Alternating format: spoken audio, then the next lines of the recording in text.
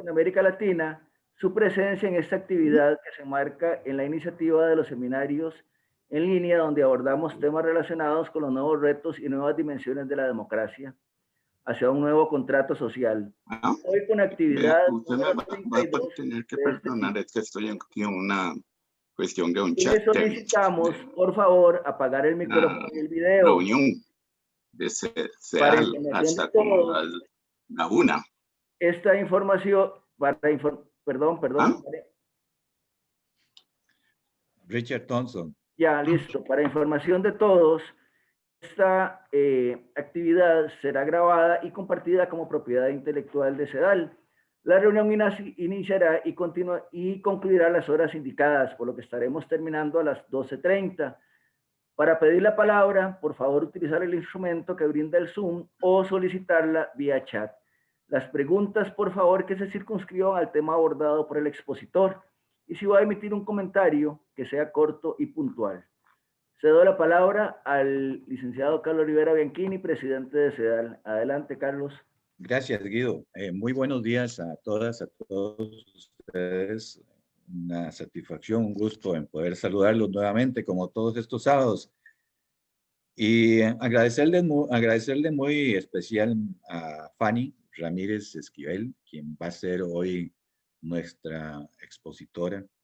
Fanny es una distinguida profesional, analista y estratega, consultora internacional en comunicación política, social e institucional.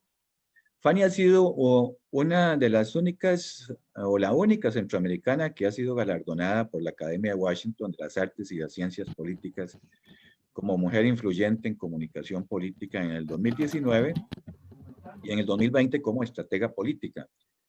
Ha sido asesora en diversos procesos electorales en España, en Panamá, Honduras, Costa Rica. Ha asesorado a gobiernos latinoamericanos en comunicación gubernamental. Actualmente, Fanny es la coordinadora académica de la especialización en comunicación política y especialización en relaciones internacionales de la Facultad Latinoamericana de Ciencias Sociales, Flaxo. Y como decía antes, es una extraordinaria profesional que es muy especial para un tema como el que vamos a conversar el día de hoy. Ya ustedes todos han tenido su invitación. Sin duda que la conversación con Fanny va a ser muy, muy provechosa. Fanny, gracias y le cedo la palabra a Fanny. Muchas gracias por la invitación. Primero que todo, encantada de estar con todos ustedes y poder compartir hoy un espacio de reflexión sobre un tema que viene generando un poco de atención de todos nosotros, como es el tema de las democracias en Latinoamérica, particularmente cómo está la democracia en nuestro país y de alguna manera también entender qué es lo que está pasando detrás de todas estas manifestaciones, de todas estas situaciones a nivel mundial, y ya lo vimos en Estados Unidos, que vienen a poner de una u otra manera en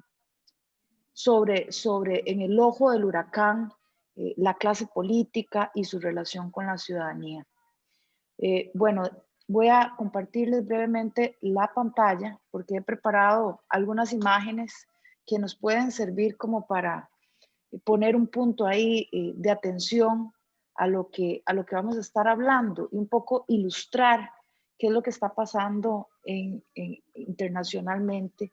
Particularmente, a ver si podemos centrarnos en este título de cómo muere una democracia, qué está pasando, cuál es el termómetro y ahora que estamos con todos estos temas sanitarios, qué está pasando en torno a las democracias latinoamericanas y particularmente en torno a la democracia costarricense.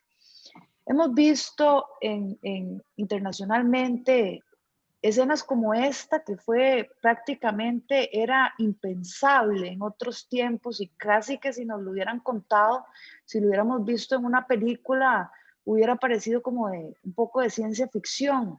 Nadie se imaginaba que una cosa de estas podía pasar en Estados Unidos o que estas fueran las imágenes que de una u otra manera mancharan un cambio de gobierno en una de las democracias que se dicen más sólidas del mundo, y que se ha se ha autopuesto el nombre de ser defensores además de todos los procesos democráticos en otros países.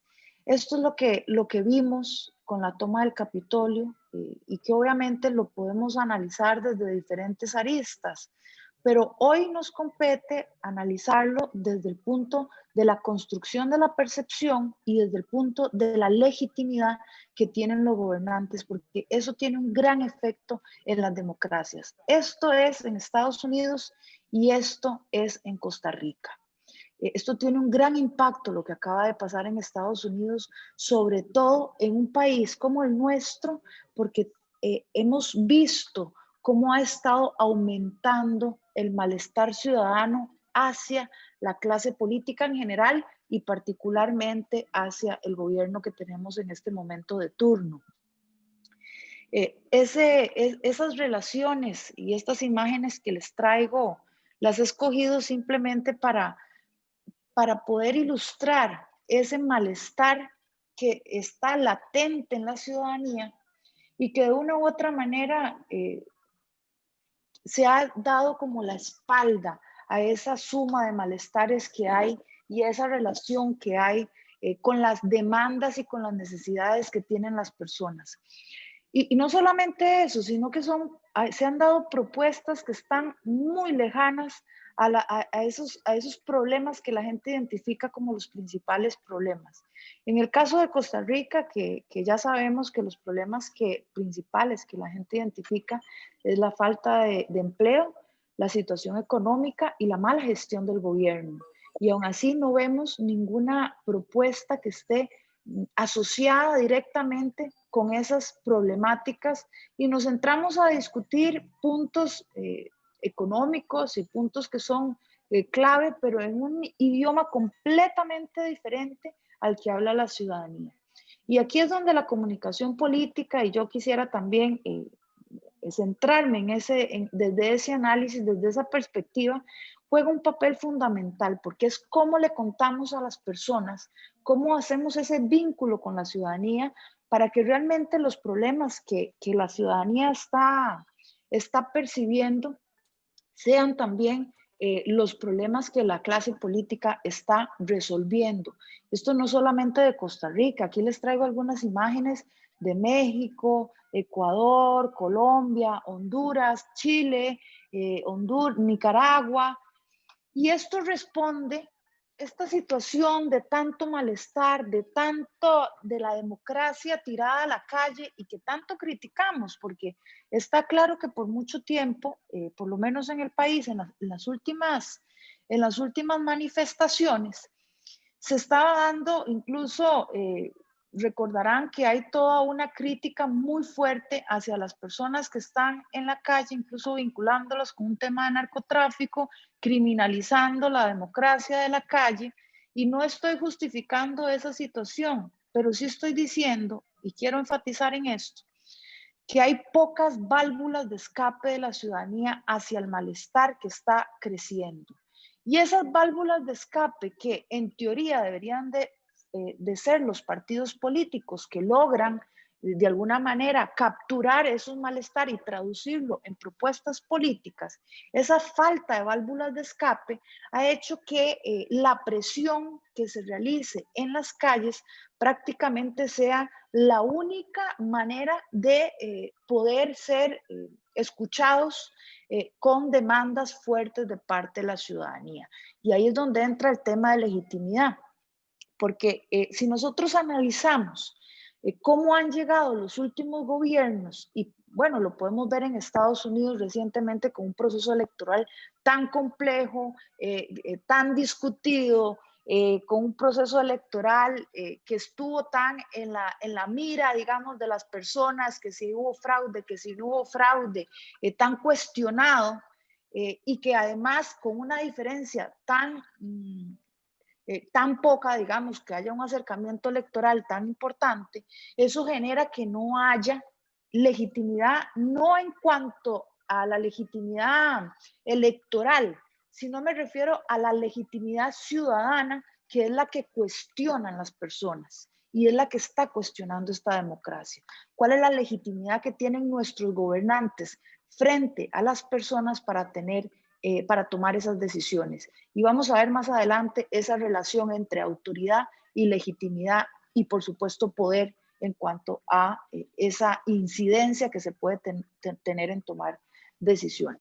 Esto es mucho de lo que es la realidad para muchas familias costarricenses y para la gran mayoría, digamos, para un sector muy amplio de lo que es la población latinoamericana, con falta de agua, con falta de recursos, con poco acceso a la educación, con problemas de seguridad, que esos son los problemas que están preocupando y que están afectando directamente a las personas. Pero si nosotros vemos, pareciera que los partidos políticos y en particular los políticos que ya están en puestos de poder se encuentran completamente divorciados a esa realidad.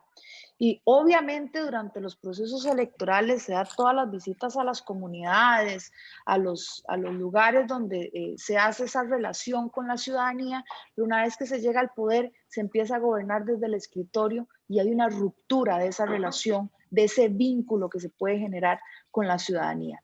Estos son algunos datos de cómo está la pobreza en América Latina y vean que no es nada, esto es antes de COVID, por lo tanto probablemente ahora la situación haya empeorado significativamente y no es nada halagüeño que durante muchos años no hayamos podido, particularmente en estas latitudes, disminuir esos números y poder darle oportunidades para salir adelante a las personas.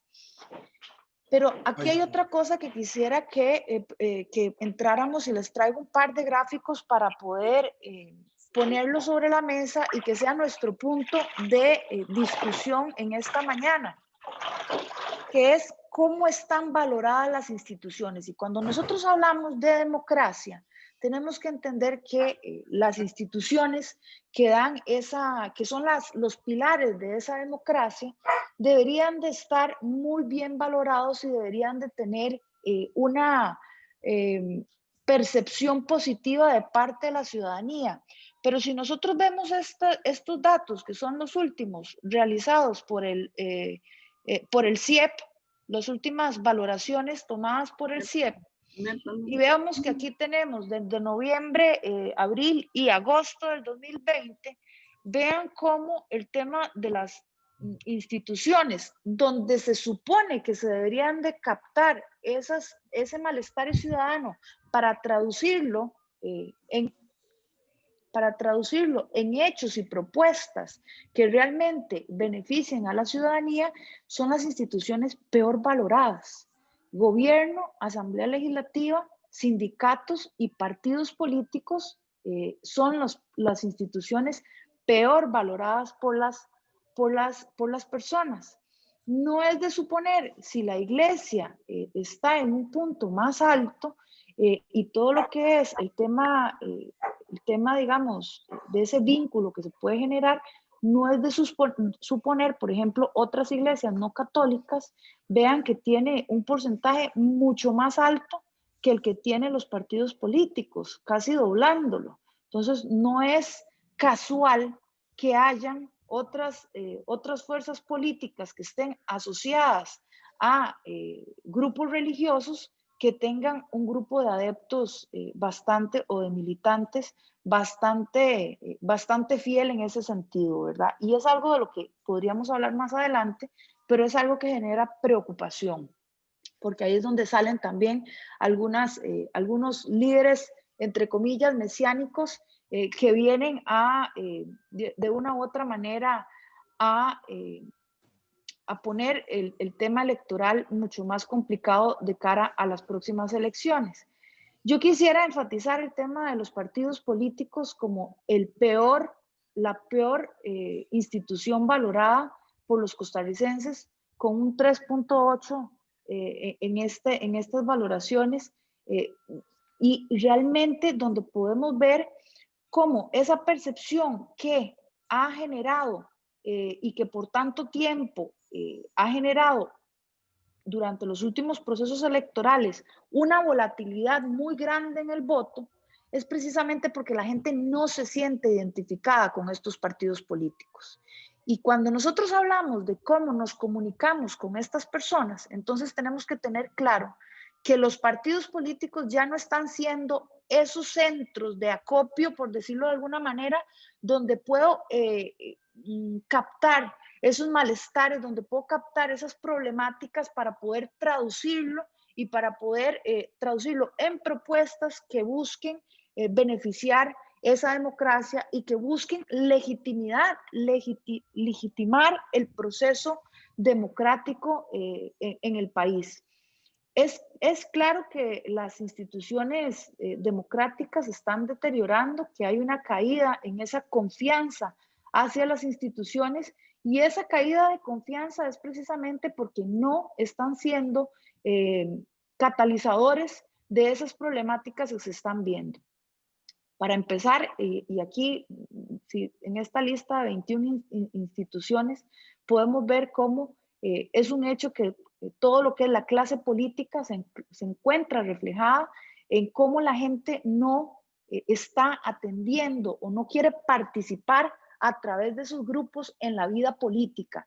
Y esto no es menor, porque entonces movimientos como Coalición Costa Rica, que son movimientos políticos, pero que no están en teoría dentro de un partido político, se vuelven muy atractivos para personas que no quieren participar en partidos políticos y adquieren un poder muy importante a la hora de incidir en cualquier respuesta a las demandas ciudadanas. Lo vemos también con el movimiento que se hizo en el pasado mes de octubre, septiembre, cuando un grupo liderado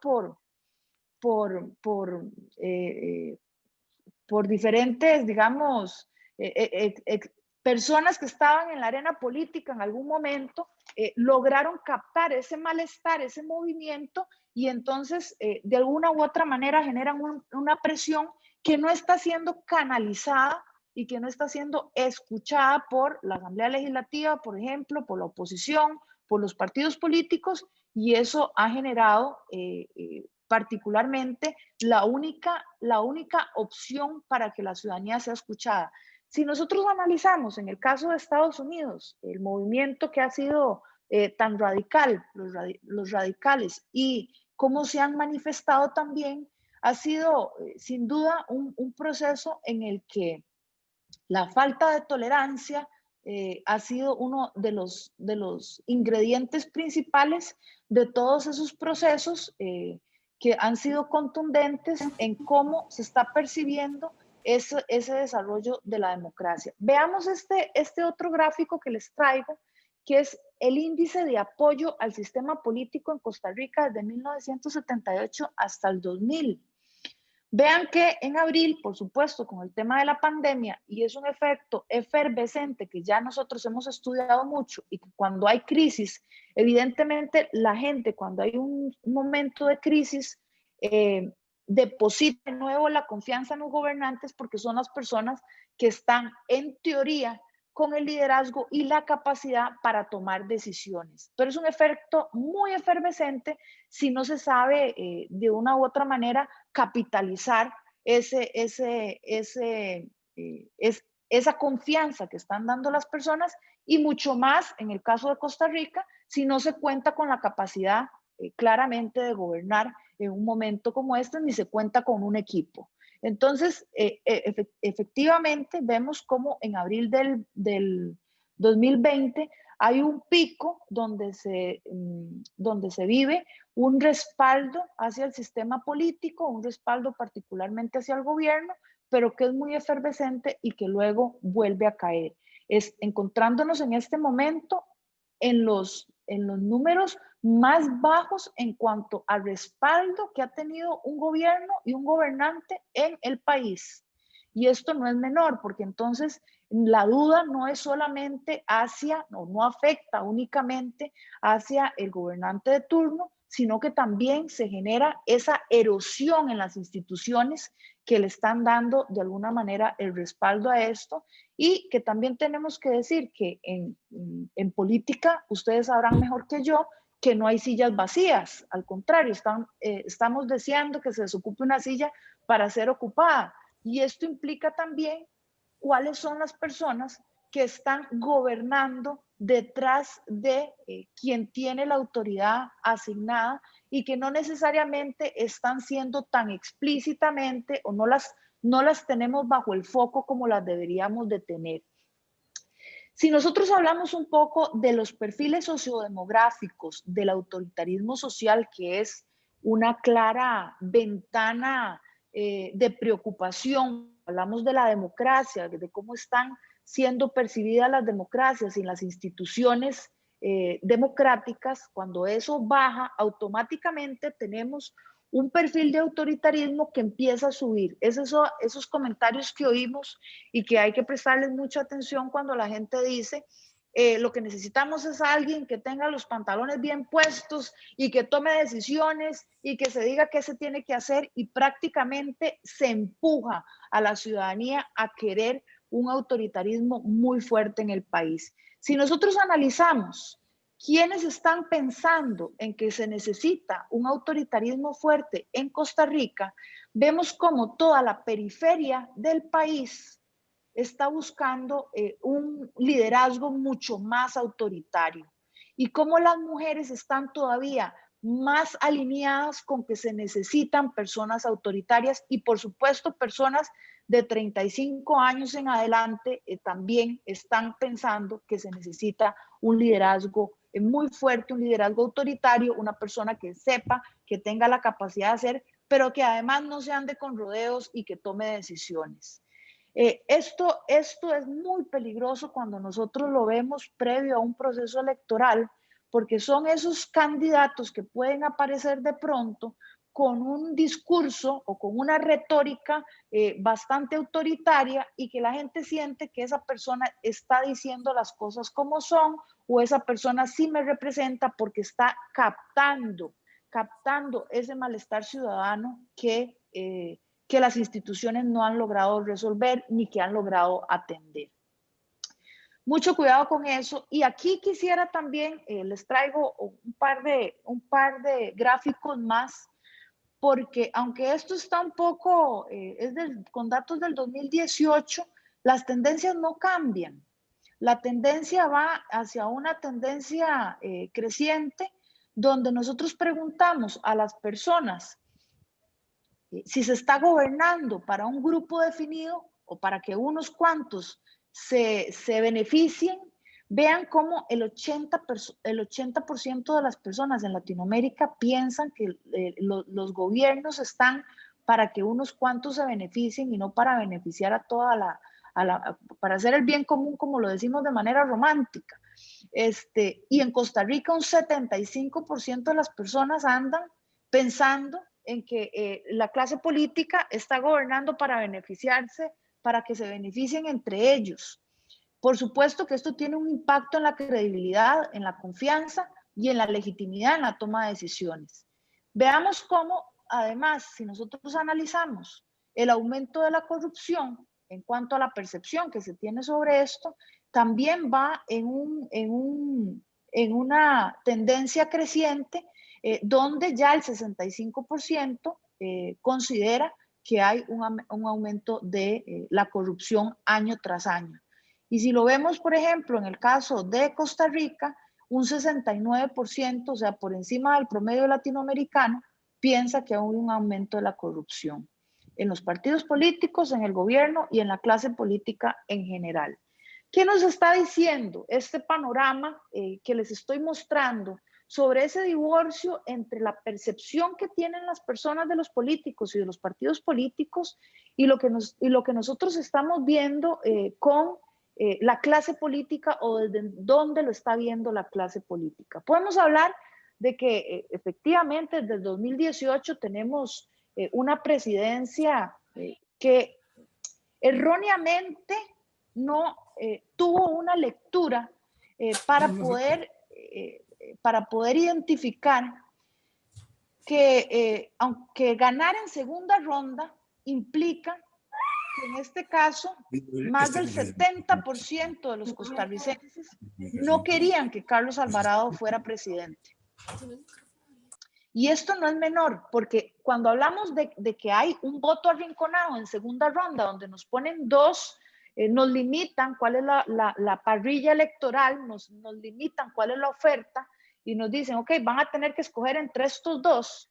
Entonces nosotros, obviamente se elige el que consideramos en ese momento entre los dos que quedan la mejor opción, pero eso no es un voto que realmente se siente identificado, que siente que le va a dar la confianza, que siente que tiene la credibilidad ese gobernante, sino al contrario, hay mucha desconfianza.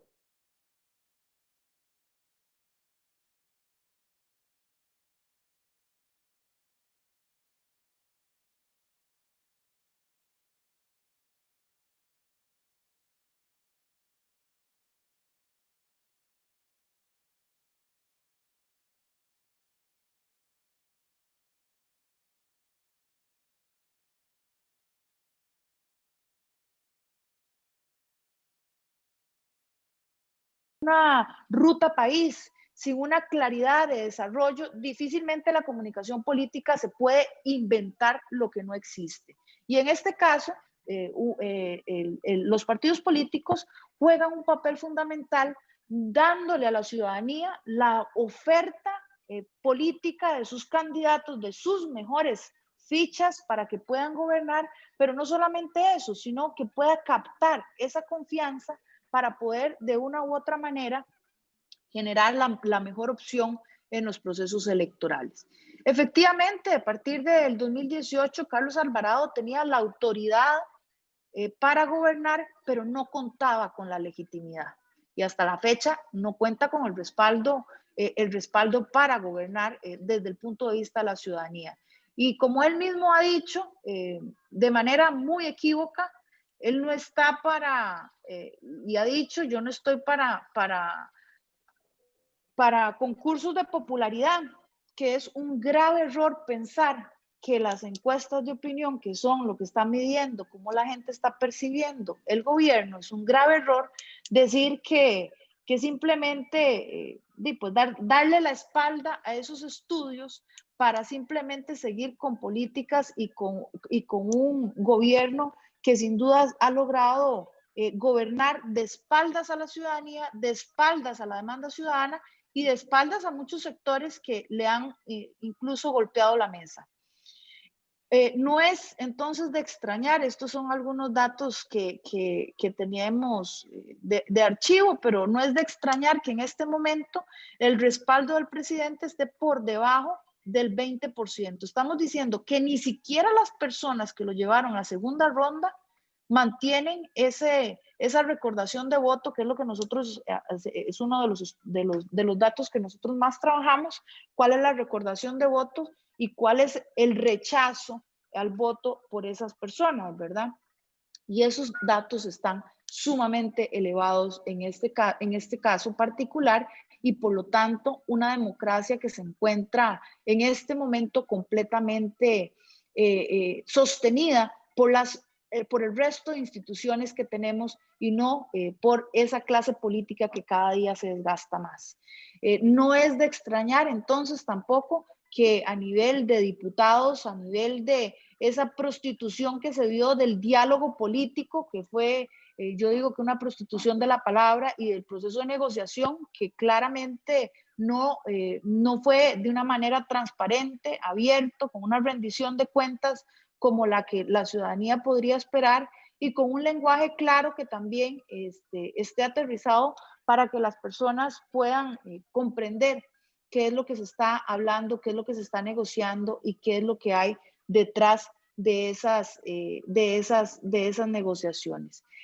Sin duda han sido momentos muy duros, no solamente para las situaciones o para las democracias latinoamericanas, sino también para el país, sintiéndonos obviamente de alguna manera una ciudadanía que se siente huérfana de parte de la clase política y que no solamente no encuentra espacios de participación dentro de esta política, dentro de estos espacios de diálogo, sino que también en muchos casos incluso excluida, porque vemos que el malestar que se dio en todo el proceso de protesta social que vivimos el año pasado, lo que se ganó fue, pues sí, atrasar un poco el proceso que se tenía en la negociación, pero también la exclusión de grupos que realmente estaban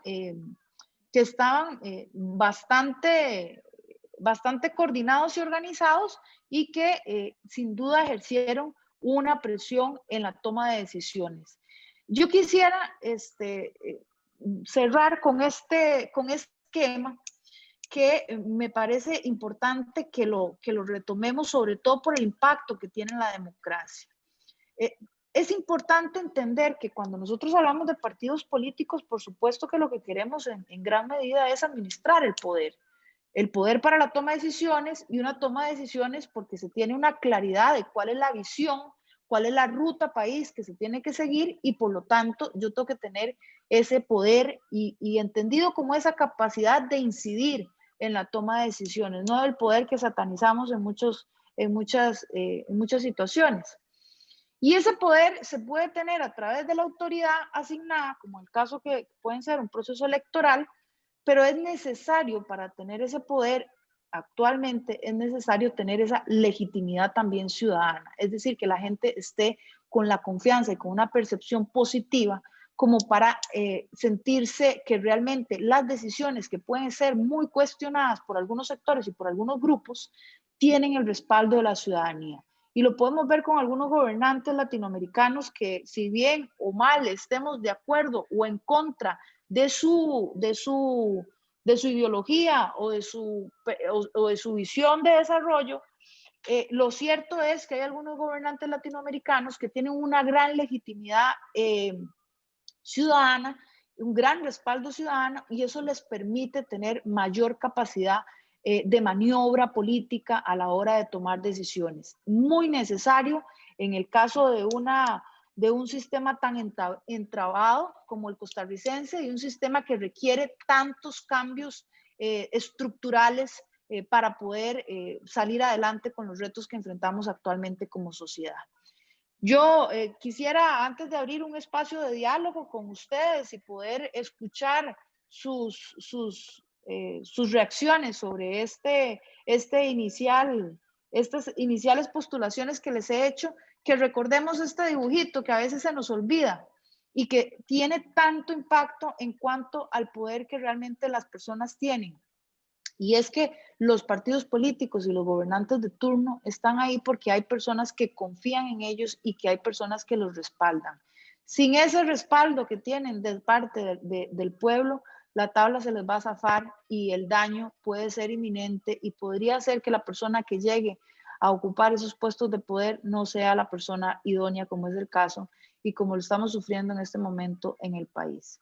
Yo quisiera por ahora dejarlo acá y escuchar sus reacciones y empezar un diálogo más participativo para que la construcción sea todavía más amena y que realmente logremos aprender y compartir también entre todos. Muchas gracias, Fanny. Tengo dos preguntas en el chat que se las voy a trasladar. Una de Melvin Alvarado. Nos dice Melvin, ¿qué y cómo hacer por parte de los partidos políticos para revertir esa tendencia de la credibilidad, legitimidad y confianza? ¿Cómo comunicarnos correctamente con la ciudadanía?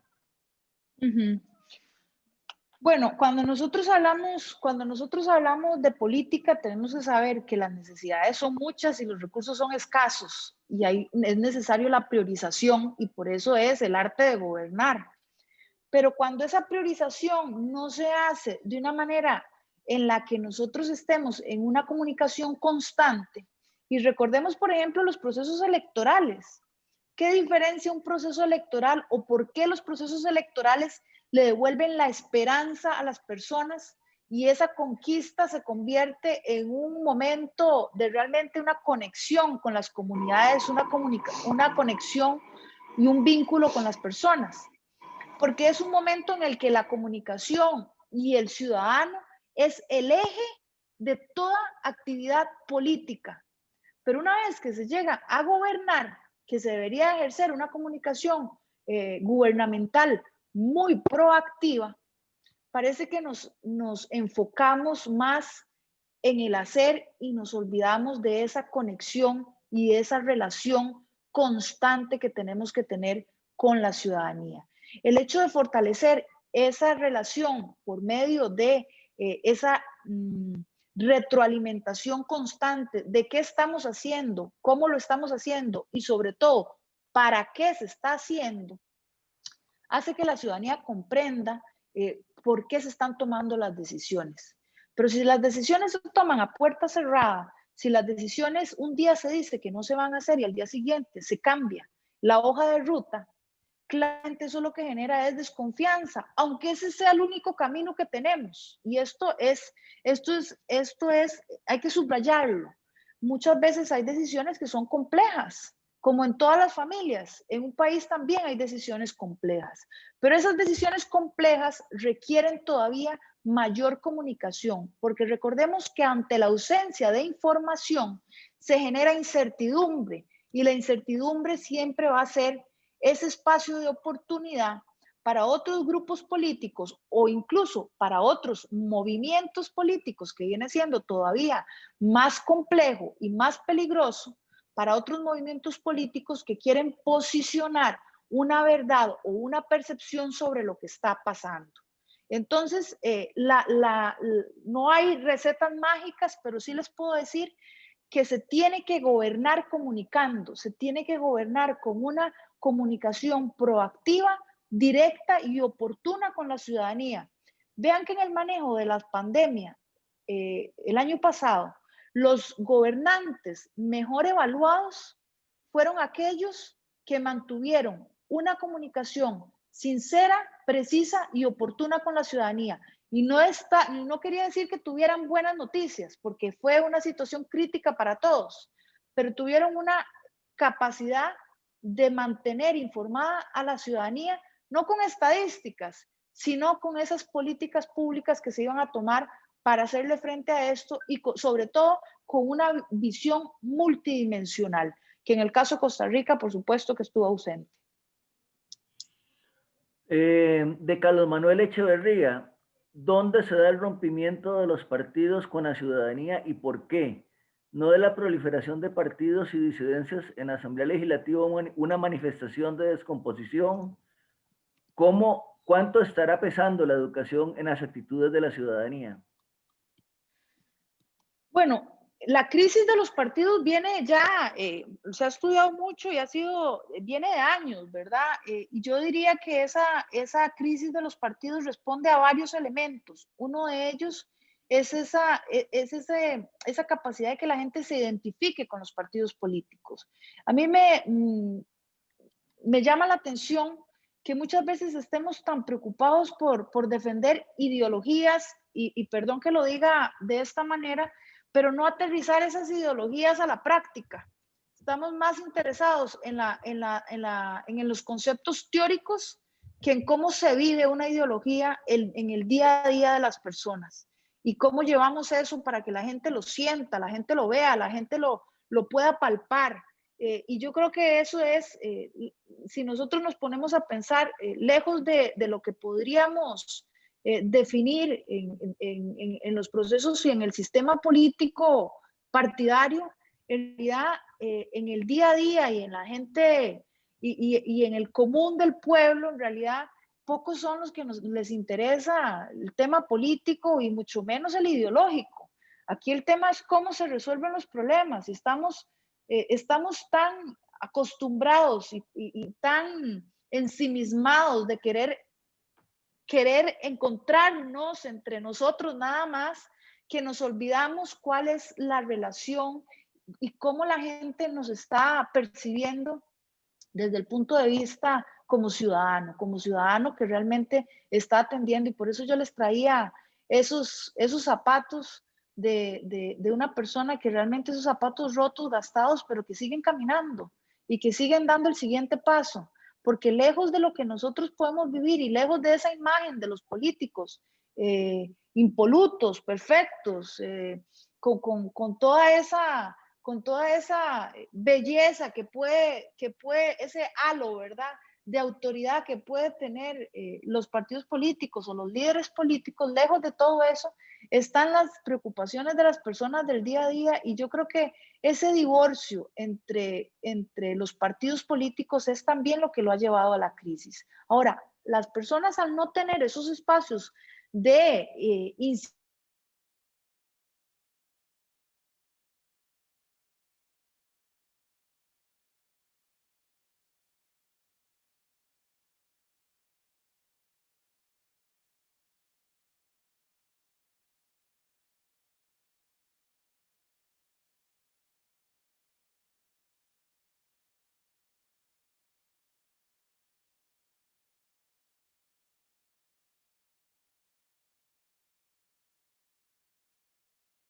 su partido político, participar desde otras esferas, desde otros movimientos, y de pronto ya los partidos políticos se han convertido de una u otra manera en simples maquinarias electorales.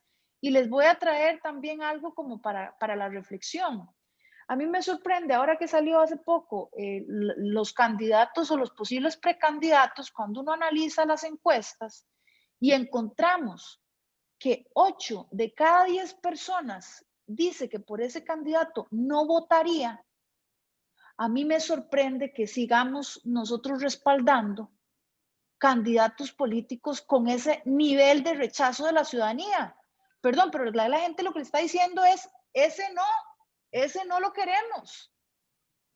Entonces, si los partidos políticos son la única manera que tenemos para participar en un proceso electoral, que es la base de nuestras democracias, y la gente está diciendo por ese candidato no voto, ¿qué está haciendo el partido para proponer entonces otras personas o para investigar cuál podría ser un líder que reúna las capacidades, el liderazgo y la percepción positiva que la gente quiere ver en un liderazgo político?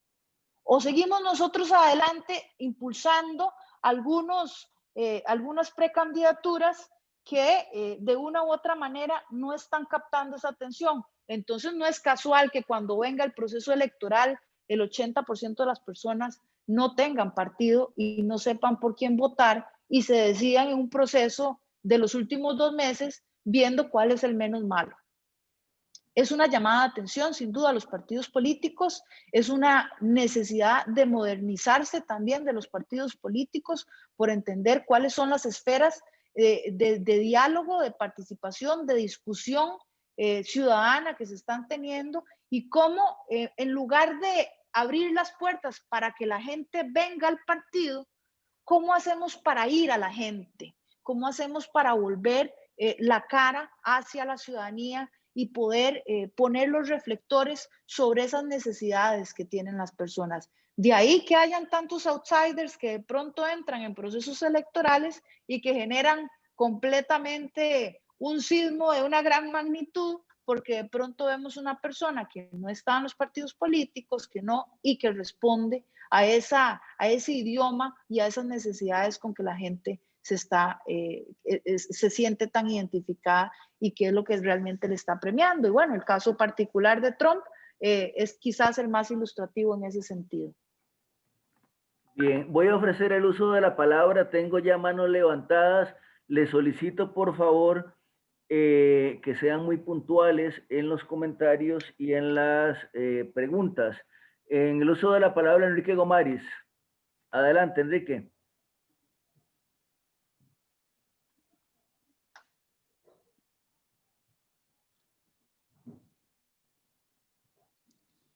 Enrique, ¿estás por ahí? Ok. Sí, gracias, Guido. Para los organizadores, una observación crítica, porque, bueno, Carlos Rivera nos había convocado a una reflexión sobre lo sucedido en Estados Unidos y la verdad es que es otra cosa, ¿no? No tiene nada que ver. Con respecto a lo sucedido en Estados Unidos, me gustaría apuntar dos asuntos. El primero, o sea, yo creo que efectivamente existe una crisis en el sistema político norteamericano, pero sobre todo por razones de anacronismo. Si ustedes observaron con la toma del Congreso y después, la mayoría de los políticos hacían referencia a los valores fundacionales de la democracia americana. Yo creo que hay una confusión entre los valores fundacionales, que pueden seguir siendo válidos, y los instrumentos y los procedimientos del sistema político, que en el caso de Estados Unidos es evidente que se han quedado viejos, muy viejos. Y de otra parte, el otro elemento fundamental es el tema de la cultura política. Es decir, hay un declive en cuanto a la cultura política en Estados Unidos muy notable, un empobrecimiento profundo que está detrás también de la crisis del sistema político. Yo creo que sin resolver los problemas nodales del sistema político en Estados Unidos, todo el tema de la unidad nacional y todo esto que se plantea como futuro va a ser casi imposible. Creo que el sistema político tiene que reformarse y cuando digo su arquitectura institucional, estoy pensando en el sistema electoral, en el sistema judicial, etc. O sea, se ha quedado viejo, se ha quedado muy viejo y los políticos siguen pensando en términos de valores fundacionales y entonces todos mencionan que el padre de la patria en 1800 no sé qué y no se dan cuenta que el problema no es los valores fundacionales, sino cómo se aplica y cómo se desarrolla eso mediante instrumentos institucionales y de cultura política en la ciudadanía y en la sociedad norteamericana. Gracias, Enrique.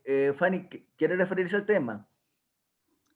Bueno, yo coincido con lo acotado. Yo sí, parte de la discusión que quería llevar es cómo lo estamos viviendo y a veces nos centramos en qué está pasando fuera, pero no nos damos cuenta que aquí estamos en la misma situación. Aquí vamos exactamente hacia la misma situación política, donde ese divorcio ya se está viendo, donde se está abriendo los espacios para otras autoridades o para otros liderazgos emergentes. Y me parece pertinente que desde ese punto de vista volvamos los reflectores también a lo interno y podamos analizar cómo lo que está pasando a nivel internacional lo podríamos también extrapolar o analizar a lo que está pasando a nivel interno. Bueno, yo creo que no. Yo creo que la diferencia entre lo que está sucediendo en Estados Unidos y la situación de Costa Rica, la diferencia es enorme. Creo que no se puede proyectar así de simple, ¿no? Pero bueno. Gracias, Enrique. Roberto Padilla, adelante. Muchas gracias, don Guido.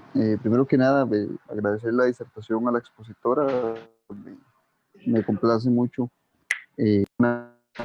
Recibo ver una persona pues, tan joven y compartiendo con nosotros todos esos temas de esta ponencia tan importante. A la Junta Directiva y a CEDAL por organizar los foros y, bueno, puntualmente me agarro de lo que decía, de lo que se planteaba anteriormente. Un día sostengo una conversación con un grupo de estudiantes de maestría. La tónica de la conversación siguió casualmente a esto. Estábamos analizando la cultura de paz y yo traté puntualmente, digamos, de traer a colación la cultura de paz costarricense. Y lo que respondió una de las personas es que, bueno, que ella se enorgullece de ser costarricense, una persona joven, mujer. pero que eso se ha quedado muy atrás y que había sido hecho por señores y viejillos del tiempo de hace no sé cuánto. Y en esos términos lo dijo, a mí me cayó muy mal, francamente, porque yo considero que pues, lo que tenemos en este momento viene de un proceso de mucho pensamiento, un proceso de conflicto, de mucho sacrificio nacional, y que creo que se nos ha olvidado. Pero más allá de eso, yo quisiera que usted tal vez haga la consulta a usted, que usted haga la reflexión sobre qué se debe hacer como sociedad para hacerle frente a los modelos de gobierno cuando las estructuras partidarias pierden fuerza y representatividad y las personas pues, van aglutinándose poco a poco a nuevos colectivos que realmente sí los representan o son más específicos a los casos y los intereses que ellos o que ellos tienen, y bueno, y básicamente queda relegado a un segundo plano, a un segundo espacio. Tema de estructura para hacer, y cómo hacer gobierno. Y las disculpas del caso ahí con el canino. Yo perdí un momento el audio. Sí, entonces sí. no pude escuchar, perdón, pero no me quedó clara se me iba el audio. Roberto. Parece que Roberto tiene una conexión pobre, Guido. Sigamos adelante. Sí, Clara, adelante.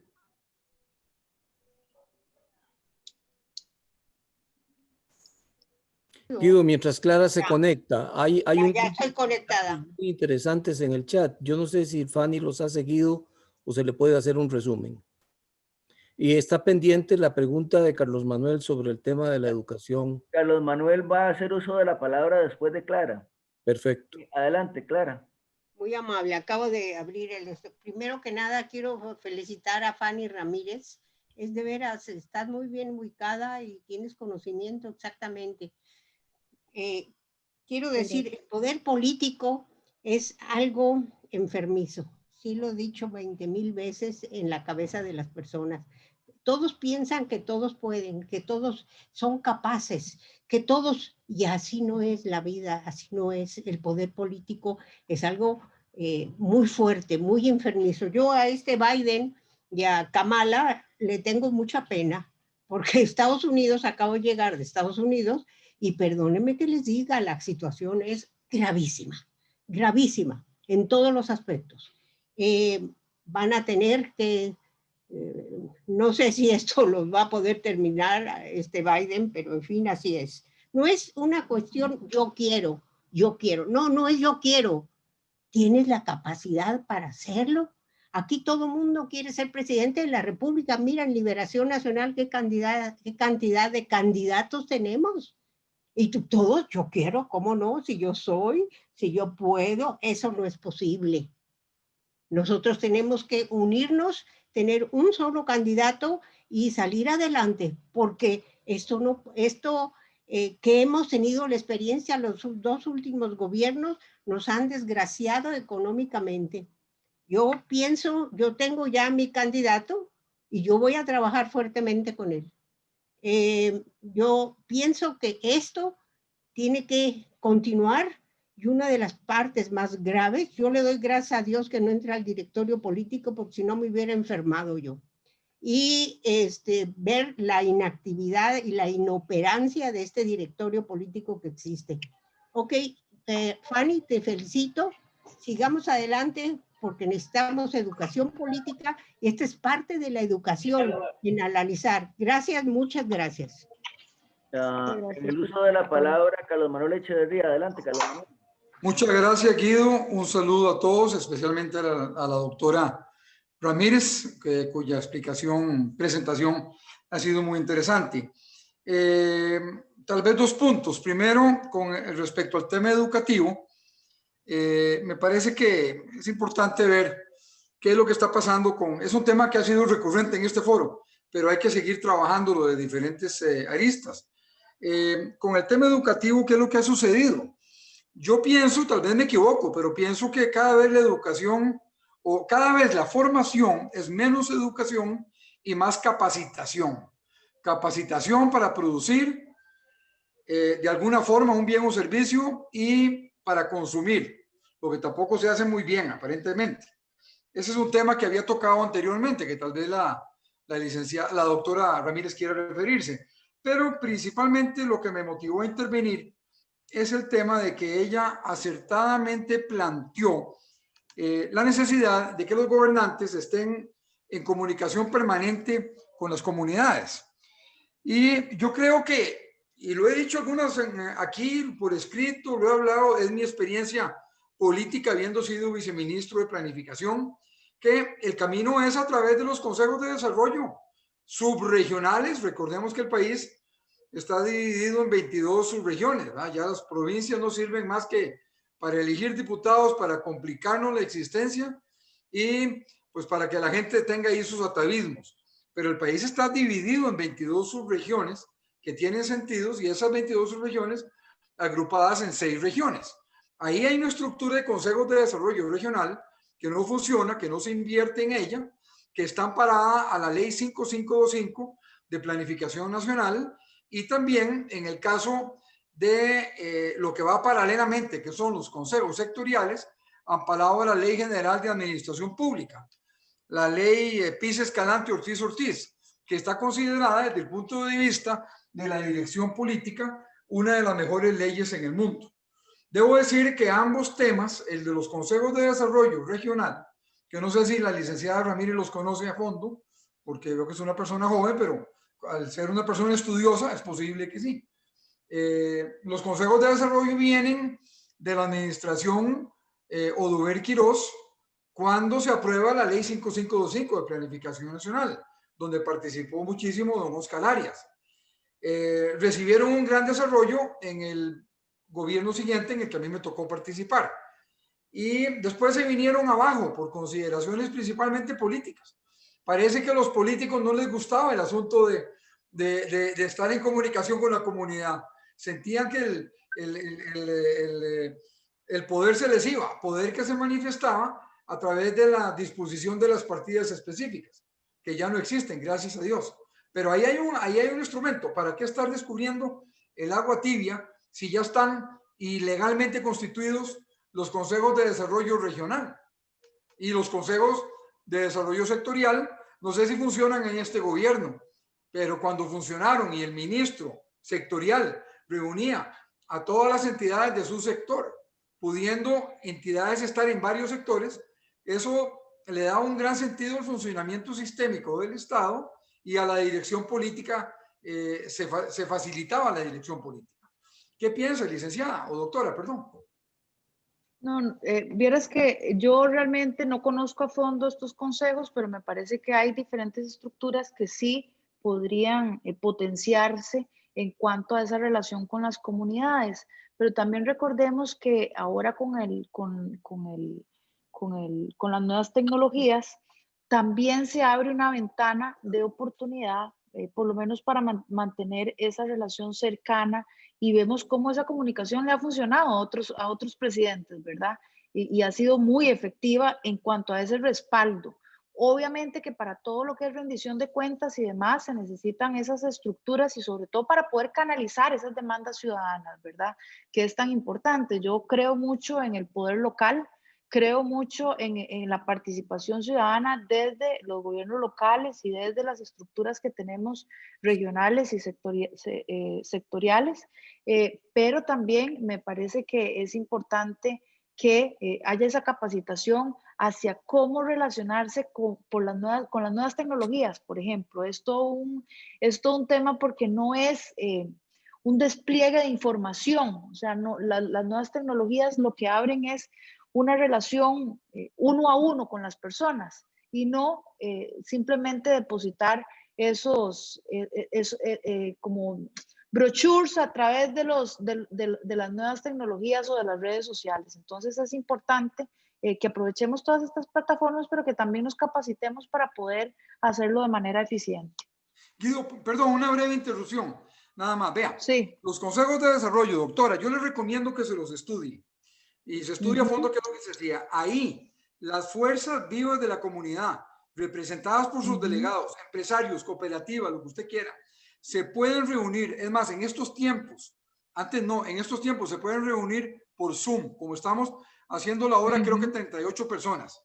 Léaselo. Mire, esas gentes, en el último año de esa administración en la que yo participé, ellos dieron las pautas para hacer el presupuesto nacional. Ahí no se iba a hablar paja, ni que sí, ni que no, no. Ahí la gente le daba al gobierno las pautas del presupuesto nacional. Y las pautas en ese gobierno, la banca era nacionalizada. Tal vez usted no lo vivió, no se acuerda. Pero la banca era nacionalizada y de ahí salían las pautas de las comunidades para cómo es que querían que el programa crediticio del país fuera enfocado, a dónde se enfocara. Entonces, ahí el gobierno conversaba con las comunidades y a veces había gente que quería sembrar marañón en lugares que no tenían nada que ver y querían líneas de crédito. Y el gobierno, a nosotros, nos tocaba convencerlos de que la plata para ellos tenía que ser en otros rubros. Pero era un diálogo permanente y no era sobre paja, era sobre el presupuesto, sobre la plata que se gasta. Ahí está la verdadera participación. La otra participación en mi concepto es paja y retórica política. La participación real es donde las comunidades dicen, yo quiero que mi plata se gaste así. Ahí es. Y léaselo. Y yo creo que es importante leerse la ley 5525 y leer lo que hay sobre los consejos. En planificación debe haber mucho sobre eso. Gracias, Carlos Manuel. No, a vos más bien. Muchas gracias por la recomendación.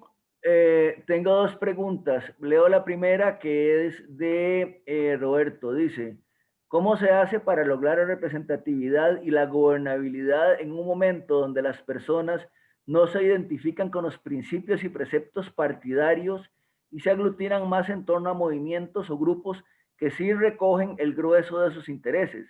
Las personas jóvenes no reconocen y no sienten como propias sus causas y alcances sociales que aún enarbolan las estructuras partidarias. Esa una. Y tengo otra pregunta de Melvin Alvarado, que dice, ¿cómo y qué hacer por parte de los partidos políticos para revertir esa tendencia de la credibilidad, legitimidad y confianza? ¿Cómo comunicarnos correctamente con la ciudadanía? Adelante. Ahí mismo hay una de Alejandro González, Guido. La estoy buscando. Antes de darle la palabra a Nelson, que le está solicitando. Pero si gusta atender estas dos, y mientras busco la de Alejandro González. Sí, bueno, primero, la confianza y la credibilidad se recupera únicamente con hechos y no palabras. La mejor palabra del político es la que se cumple. Así que es momento de realmente empezar a ser coherentes entre lo que se dice y lo que se hace. Mientras no haya coherencia entre esas dos dimensiones, pues nunca vamos a recuperar la confianza y la credibilidad de las personas. La legitimidad es algo que es constante y está en constante, digamos, construcción. Y por lo tanto requiere de ir dando esos pasitos donde se da de alguna manera se le da esa mano a las personas para que realmente se den cuenta lo que se está haciendo, cómo se está haciendo y sobre todo para qué se está haciendo, ¿verdad? Entonces necesitamos esa transparencia y hay una máxima en comunicación política que dice se gestiona comunicando y se comunica gestionando. Entonces, esa relación entre lo que estamos haciendo y lo que estamos diciendo es fundamental para poder generar mayor confianza, mayor credibilidad y automáticamente vamos a generar mayor legitimidad y mayor incidencia en la toma de decisiones, que es finalmente lo que necesitamos construir. En cuanto a la reflexión anterior de los jóvenes y cómo hacemos para que la gente se identifique más con los partidos políticos, es importante entender las dinámicas que se están dando sociales y la evolución que ha tenido las sociedades. Esa relación que se tiene ahora con las redes sociales no es menor y tiene un impacto directo en cómo nosotros vemos o cómo la gente ve la política. El hecho de que las personas sientan esto que hablaba además doña Clara ahora, de que todo el mundo cree que puede, que es presidenciable y que todo el mundo quiere ocupar esa silla, aunque no tengan ni idea de cómo hacerlo o no tengan el equipo para gobernar, es por una horizontalidad que se está dando en la sociedad y que particularmente las redes sociales lo han traído con el tema político. Ahora todos tenemos acceso a hablarle, entre comillas, a cualquier persona a través de redes sociales. Y eso hace que estemos en un tú a tú. Y que entonces exijamos también una respuesta prácticamente inmediata a lo que nosotros nos estamos planteando. Las redes sociales son un arma de doble filo, porque así como nosotros creemos que estamos dialogando con la autoridad con la que lo estamos haciendo, así también queremos inmediatez en la respuesta. Y esto es parte de una situación que los partidos políticos quizá tienen que también ir gestionando, ir aprendiendo e ir capacitando a sus diferentes líderes políticos, porque uno ve mucho analfabetismo en cuanto a la administración de redes sociales y en cuanto a la relación de las redes sociales con las personas. Las personas ahora no están, se unen alrededor de causas, no necesariamente partidos políticos y no necesariamente ideologías. Y eso todavía no lo han asimilado los diferentes partidos políticos. ¿Cuáles son las causas? Y si nosotros analizamos cómo podemos tener una causa, es simplemente llevar a la práctica aquello que tenemos tan teórico, esos conceptos y esas afirmaciones o todas esas conceptualizaciones teóricas, cómo lo aterrizamos en algo tangible, en una causa donde la gente se pueda identificar y realmente quiera cooperar en eso. Hace un momento hablaba don Carlos Manuel de esa relación participativa o de los presupuestos participativos, ¿verdad? Y todo ese involucramiento que hay de parte en las comunidades de las personas. Bueno, es que muchas veces decimos, la gente entre comillas y entre paréntesis y tal vez en negrita, la gente no quiere participar en política, pero vemos situaciones completamente contrarias cuando hay algún movimiento o cuando hay alguna causa que realmente los identifique, los represente y que se pongan la camiseta. Y en esto los movimientos internacionales y la agenda internacional son maestros en esto, ¿verdad? Se genera conocimiento, se genera información, se genera motivación y se generan eventos que realmente llamen a la acción. Y esto es un ciclo que se hace y que nosotros lo vemos en movimientos sociales en cambios para el desarrollo y cambios sociales que se quieren experimentar con agendas internacionales, ¿verdad? Cómo se va posicionando una percepción de la verdad o una percepción de la realidad con conceptualizaciones muy tangibles, con testimonios que movilizan a las personas, y entonces son causas lo que está en el núcleo del interés de las personas por participar en la política o por participar en cambios sustanciales en la vida política y en la vida en sociedad. Pero tenemos que buscar que esas causas estén alineadas, obviamente, a los principios ideológicos, pero sobre todo cómo aterrizamos esos principios ideológicos a situaciones que puedan cambiar la vida de las personas. Una de Alejandro González dice: los liderazgos se construyen y en este proceso electoral es un reto. No es tan cierto que existen muchos líderes, más bien cuando se plantea así es más bien una ausencia de liderazgo. Ahora, la pregunta es, ¿cuál es el nivel óptico de aceptación ciudadana de quien aspira a un cargo? Ya que por lo general es más fácil decir que no, que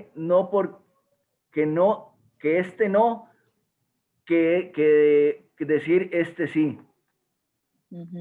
¿Cuál es la pregunta? Bueno, pienso que sería ¿cuál es el nivel óptimo de liderazgo para ocupar un cargo? Bueno, particularmente cuando nosotros estamos en proceso electoral, lo que más, uno de lo más importante es analizar cuál es ese voto negativo, ¿verdad? Ese voto rechazo que podemos ver, y pues si está un voto rechazo está muy alto, pues difícilmente esa persona va a tener opciones o va a ser muy difícil revertir una percepción negativa, ¿verdad? Entonces, hay algunos elementos que por supuesto se pueden ir trabajando, pero la marca política o la marca de verdad que está tan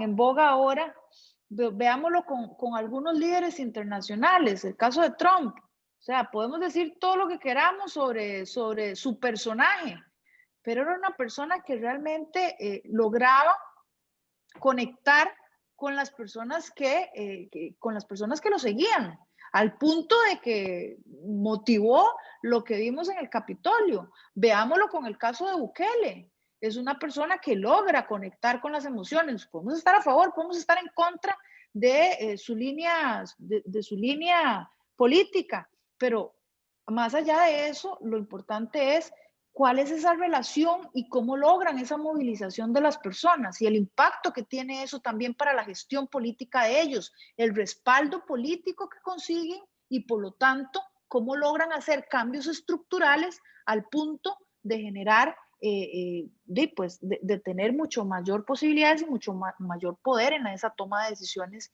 imperante en cualquier gobierno, ¿verdad? Fanny, excelente lo que acabas de decir. Gracias, Nelson, en el uso de la palabra. Adelante. Gracias. Buenas tardes. Saludos a todos los que nos están acompañando. Agradecer a CEDAL por la organización, a la expositora por traernos el tema y demás participantes que con sus retroalimentaciones enriquecen la conversación. A mí me preocupa grandemente las nuevas estructuras de partidos franquicia, en la que con un capital cualquier persona puede llegar a aspirar y casi ser presidente o una posición de poder. Todo esto se debe a la falta de capacitación y formación política que tenemos años de estar arrastrando. De uno que le gusta el tema y demás, ha tenido muchas oportunidades de mejorar su conocimiento, pero hay muchas personas que no tienen ese conocimiento a su alcance. Y considero muy importante establecer esas partidas presupuestarias que se logren impactar en la educación política de las personas, porque esos partidos franquicia, sumados a las redes sociales y al análisis de datos, como la UPAD, de casi que la democracia ya, va a ser una farsa. Entonces, sí me gustaría conocer la opinión de la doctora al respecto. Muchas gracias. Voy a sumar, Fanny, a esta pregunta que hace Nelson, una que creo que está relacionada, que planteó Carlos Manuel Echeverría y que retoma doña María Eugenia Paniagua. ¿Cuánto estará pesando entonces la educación en las actitudes de la ciudadanía o en la participación o la formación política? Adelante, por favor, Fanny. Bueno, yo coincido con Nelson en cuanto a la necesidad de la capacitación a las personas que estén no solamente en los partidos políticos, sino a esa construcción de cultura política, ¿verdad?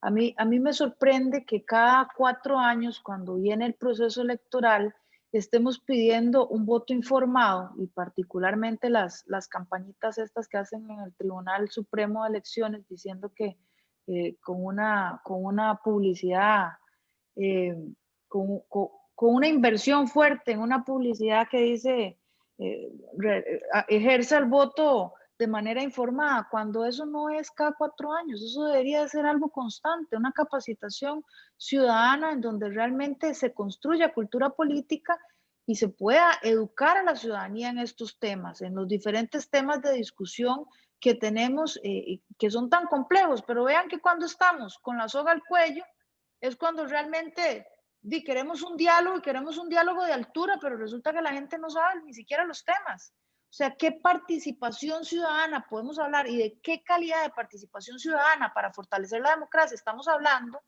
si no estamos partiendo de una información y una educación que tenga la ciudadanía o que tengan las personas que puedan estar en puestos de poder o en puestos de toma de decisión?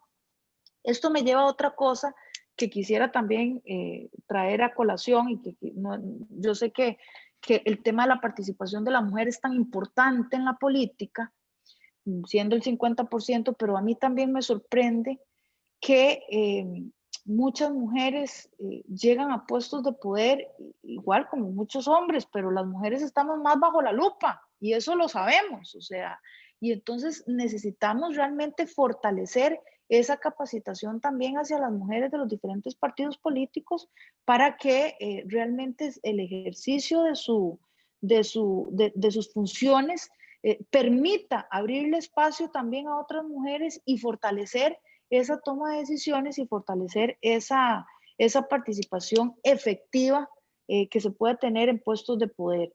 Yo coincido, todo aquello que no tiene una partida presupuestaria se convierte en palabras bonitas si no tiene un sustento económico ahí para hacerlo. Eso son como las leyes que se emiten y que luego no tienen capacidad de ejecutarse porque no tienen partida presupuestaria. Pues igual es la capacitación.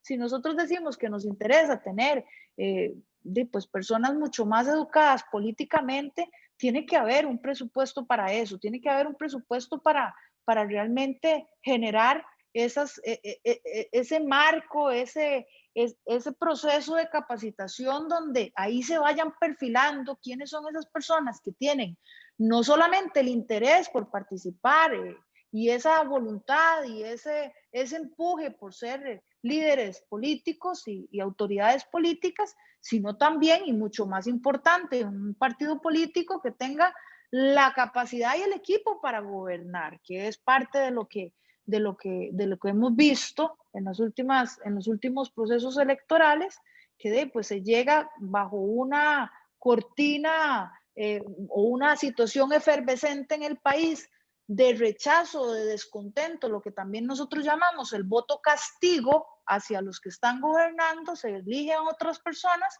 se le da la oportunidad a otros partidos políticos, pero resulta que no tenían la capacidad para gobernar y mucho menos el equipo. Y ni qué decir de la hoja de ruta ni de la visión de desarrollo que podía tener un país. Y eso parte en gran sentido de la responsabilidad que tienen los partidos políticos por generar procesos de capacitación eficientes. Muchas gracias, Fanny. En el uso de la palabra, Rodrigo Rivera.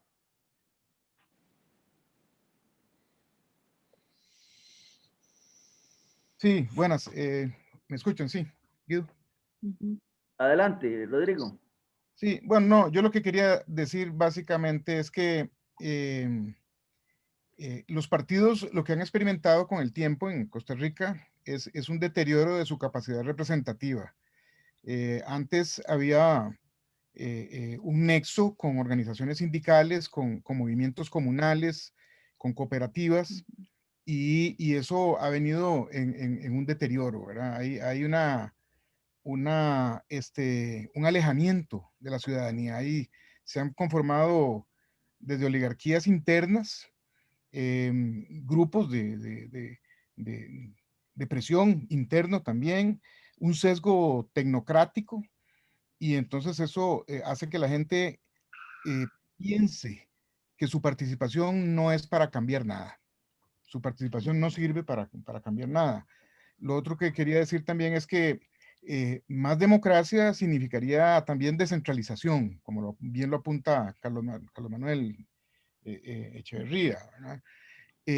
Por ejemplo, vemos que en Liberación Nacional ahora hubo una asamblea supuestamente importante en donde se tomó la decisión de que el candidato no puede nombrar a dedo candidatos a diputados, ¿verdad? Y entonces, eso se considera que un avance democrático. Esa medida hubiera sido útil si hubiera sido significativa, si hubiéramos cambiado también el sistema de elección de los diputados. O sea, si hubiera distritos electorales, podríamos decir que el candidato no puede intervenir en lo que el distrito está escogiendo, pero también hemos matado la posibilidad o mataron la posibilidad de una dirigencia nacional integradora que le dé un sentido a la acción legislativa y que aporte también experiencia y conocimiento. Entonces, lo que me refiero es que hemos buscado a lo interno, o se ha buscado a lo interno de los partidos, y eso es un proceso que se da en la unidad también, y en otros partidos, el dominio del grupo dirigente a través de reformas estatutarias, etcétera, y resulta que no la conexión con la ciudadanía. El ciudadano siente que nada va a cambiar con su participación. Nada más, gracias. En el uso de la palabra, Enrique Gomaris. Enrique, si puede ser un poquito puntual, y luego Clara Lieberman para que cierre posteriormente Luis Fernando Díaz. Muchas gracias, Guido. Mira, digamos, retornando o volviendo al objeto del sistema político, creo que deberíamos ser muy conscientes de lo que ya se planteó el año pasado acerca de hacer un análisis de contexto, de cuál es el escenario sociopolítico y el cambio civilizatorio. Sin eso, la culpabilización de los partidos va a estar a flor de piel, y eso es incorrecto. Los partidos políticos, desde el punto de vista del cambio civilizatorio, son tan culpables como víctimas. A los partidos políticos hay que asignarle, digamos, la responsabilidad que tienen, pero no tienen responsabilidad de los cambios societales, de las redes sociales, de un montón de cosas que los han colocado en una situación absolutamente a contrapié. Entonces, yo creo, insisto, eso ya lo hicimos el año pasado, que es absolutamente necesario tener una visión más a profundidad del sistema político, entender mucho mejor los cambios civilizatorios para poder luego examinar cada uno de los elementos del sistema político. Pasa lo mismo con el tema de la cultura política. O sea, pensar que solamente se tiene que capacitar a la gente que va a ser líder, no. Aquí hay un problema de cultura política profunda que nos ha venido a descubrir precisamente las redes sociales, donde lo que hacen las redes sociales es sacar a la superficie la pobreza en el pensamiento político que hay entre la gente. Entonces, yo insisto, examinemos el sistema político en profundidad sobre la base de los cambios civilizatorios y sobre todo sobre la base del cambio y del escenario sociopolítico que se ha dado en los últimos 30 años, porque si no, todo va a parecer una melee en donde se culpabiliza a los partidos políticos de algo que no son responsables, ¿no? Ya no tienen capacidad de intermediación, pero eso es porque la sociedad ha cambiado y los ha convertido también en víctimas del nuevo escenario. También hay que considerar los niveles de democracia y de descentralización, lo que estamos viendo en el caso nuestro y en relación con los partidos políticos, que se está trasladando de alguna manera el poder de un ámbito nacional a un ámbito local, con el esfuerzo que están haciendo los alcaldes para mover los hilos del poder hacia otros niveles. Pues eso habrá que analizarlo. Habrá que ver qué repercusiones va a tener y es algo que está por ver y por analizar. Clara Lieberman, para que cierre, luego Luis Fernando Díaz para cederle la palabra posteriormente a Carlos Rivera. Adelante, Clarita, muy Gracias. puntual, por favor, gracias. Sí, bueno, mira, una cosa, dirán lo que sea de Trump, pero él tiene un liderazgo personal que no todo mundo tiene.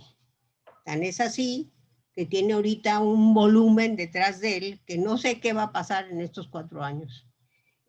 Hay una cosa, es la capacitación, es parte de entender qué es lo que está pasando y qué es lo que se necesita. Pero aunque estés muy capacitado, si tú no eres un líder, no debes de lanzarte. Eso se tiene que entender. Y eso es una de las cosas, una de las importancias en las decisiones. No es cualquiera eso. Hay un líder que tú lo ves, con solo verlo dices, qué bruto. Yo les digo una cosa, no se olviden qué va a pasar en Estados Unidos los 4 años que vienen. Muchas gracias. Fanita, eres buenísima con Denilla. Y ustedes ya saben, como siempre, les doy un beso a todos los de CEDAL. No se aprovechen. Fanny, si quiere, Hay otra pregunta en el chat y es ¿dónde se pueden encontrar publicaciones que haya hecho sobre los puntos que ha expuesto de Jorge Vilaplana, que está pidiendo alguna bibliografía donde poder encontrar los conceptos que ha emitido por acá, publicaciones suyas? Y le cedo la palabra para que cierre en las últimas consideraciones para luego darle la palabra a Luis Fernando Díaz. Entonces, adelante, Fanny. Bueno, yo creo que hay alguna publicación que hice, el último libro que publiqué está con la Konrad Adenauer de Montevideo, donde hacemos un análisis de la legitimidad y el impacto de los memes en la política. Esa es una publicación que podría facilitarles el link con mucho gusto. Y bueno, los artículos de opinión que constantemente estoy escribiendo en los diferentes medios del país para poder un poco incidir en esas reflexiones críticas al respecto. Agradecerles a todos, la verdad, muy contenta de haberlos acompañado el día de hoy. Muchas gracias por la invitación, muchas gracias por la retroalimentación y por sus argumentaciones. Sin duda, el aprendizaje siempre es mutuo. Ha sido un placer conocerlos, aunque sea de manera virtual, y espero que en el futuro nos podamos encontrar para una buena tertulia política. Así que muchas gracias por esta invitación. Muchas gracias. Muchas gracias. Hasta luego, muñecos. Bye, bye. Bye, bye. Bueno, Gracias. No nos estamos yendo todavía, doña Clara. Ah, yo ya me iba. No se vaya. No. Bueno, perdón, faltas vos. Perdóname. No, es que no podemos ir. No, tienes razón. Perdón. Tranquila, Clara. Fanny, gracias. Y ya usted misma dijo lo que yo iba a decir. Esta conversación tiene que seguir. No puede quedarse aquí. Es una cosa que se llama La Revista, donde usted ha estado escribiendo recientemente, ¿verdad? La digital. Hay varios. En Diálogo Político he estado escribiendo algunos artículos sobre estos temas y también, bueno, en diferentes medios nacionales, ¿verdad? Independientemente de la línea editorial. No, por si quiere decir nombres para que la gente pueda encontrarlas fácilmente. En El Financiero hay varios artículos que tengo una página mensual. En La República también es publicado en el semanario. Vieras que yo, cada uno de los artículos que escribo, pienso una audiencia en particular y no estoy casada con ningún medio de comunicación, y eso me parece importante porque sí permite que uno pueda compartir las reflexiones que uno tiene y que además pueda llegar a algunas audiencias diversas para poder calar en ese pensamiento y ser crítico con quien uno tiene que serlo. Bueno, esta audiencia aquí es demasiado crítica. Hoy tuvimos 47, dentro de los cuales están, por supuesto, los habituales. Peñita, que suma casi el 99% de asistencia, y algunos otros que se nos han ido incorporando a lo largo de este viaje. Muchísimas gracias a todos, a los 47 y a Fanny, que es parte de esos 47 hoy aquí. Y Carlos Rivera tiene muchas cosas importantes que decirnos, ¿verdad, Guido? Sí, adelante, Carlos Rivera. Gracias, Guido. Agradecer primero que nada a Fanny su exposición, su participación muy satisfactoria, nos abre en nuevos espacios, como se ha señalado, de discusión, sin duda, y que los retomamos como retomamos todos los sábados, esas exposiciones para que nos permitan ir formando estos seminarios que hemos venido a realizar. Una observación, un par de observaciones a lo que se ha mencionado. Debo de indicar que esto no es un foro de un partido político, ¿verdad? Aquí se externan criterios muy diversos de los participantes y los respetamos completamente, pero no es un foro de un partido político, ¿verdad? Entonces esto es para que todos los que participamos, que somos de diversidad de criterios, de posiciones, de pensamientos, pues sepamos que esto es un foro de discusión, es un foro de pensamiento y así seguiremos haciéndolo. La otra consideración es algo que mencionó don Enrique Gomariz. debo de mencionar que uno de los aspectos que hemos venido discutiendo, Enrique, es que la necesidad de profundizar y de ahondar en el tema de la cultura política. El caso de Estados Unidos es un ejemplo rico para analizarlo, lo ha señalado. Y el caso de Costa Rica, que Fanny lo ha traído en su argumentación acá, sin duda será también muy provechoso que lo analicemos. Estamos en este proceso, Enrique, porque creemos que el tema de cultura política, el tema de educación, el tema de formación política es vital en la discusión del futuro de la democracia. Y esto más de la cultura política, en realidad. Como lo señalamos hace 2 años atrás, cuando cumplimos 50 años de existencia, si tenemos buenos demócratas, vamos a tener buenas democracias. Si no tenemos buenos demócratas formados en democracia, difícilmente vamos a tener buenas democracias. Entonces, esta es una discusión que está todavía pendiente, Enrique y compañeras y compañeros, que la vamos a estar gestando durante todas nuestras intervenciones y conferencias, pero que sí vamos a ahondarla. Enrique, no se agota con esto, sino que se abre, todas estas exposiciones abren ese espacio para seguir analizando temas relevantes como los que han indicado tanto Fanny como todos ustedes en la participación. Hay algunos de ustedes que no son parte de CEDAL. Digo, no son parte de CEDAL como miembros asociados. Son parte en el corazón de CEDAL porque nos han acompañado. Los instamos a ser parte del grupo de CEDAL, parte de los asociados de CEDAL. Para ser miembro de CEDAL, simple y sencillamente basta con que nos envíen una nota, una comunicación dirigida a la Junta Directiva, cualquiera de los correos que Guido está poniendo en el chat, está anotando, y la canalizamos. Y es, como ustedes han visto, quienes nos han acompañado ya durante muchas sesiones, un espacio lindo de generación de pensamiento.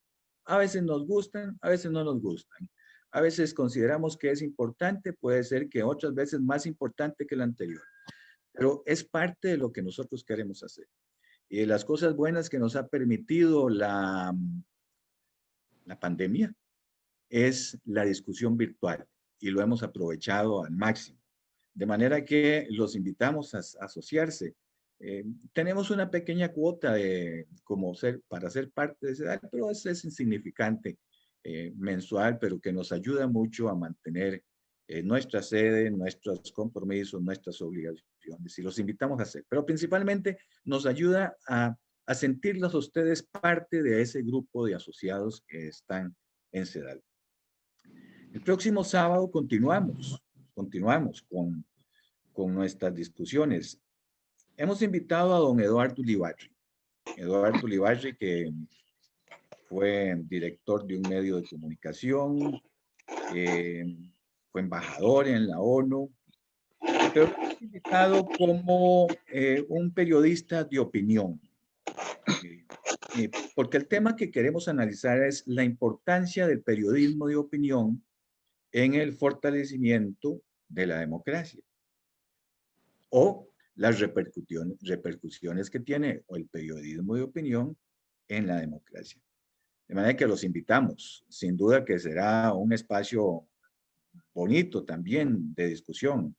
Eduardo lo conocen, todos creo, lo conocemos, ya daremos más detalles de él, pero lo ponemos a disposición para abrir esos espacios de conversación.